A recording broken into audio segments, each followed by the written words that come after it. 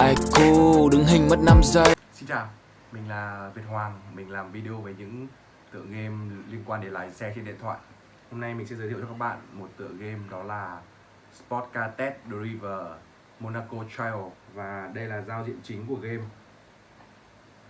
Game có rất nhiều dòng xe mới là Ferrari Belly. Chúng ta sẽ khởi động màn đầu tiên của game. Đồ họa game rất đẹp. Chúng ta sẽ bắt đầu.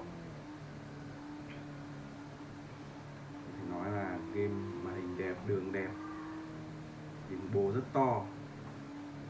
Mình đã phá đảo rất nhiều lần rồi. Đây có thể nói là lần thứ 7, thứ 8 mình chơi lại trò này rồi. Vâng, thành công màn đầu tiên. Chúng ta sẽ chơi màn tiếp theo. Tôi sẽ giới thiệu cho các bạn một điểm hay của game này, đó là nó có thể drift. Mình rất thích drift.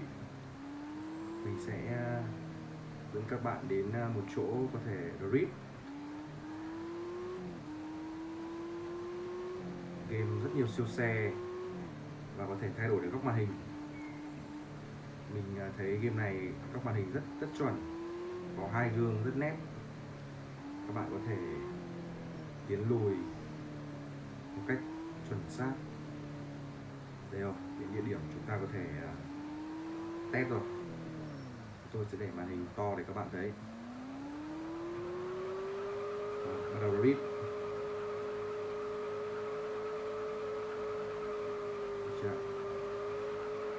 Tôi lão làng trong cái màn read rồi. Tôi suốt ngày vào chỉ ăn read thôi. Đấy, xong.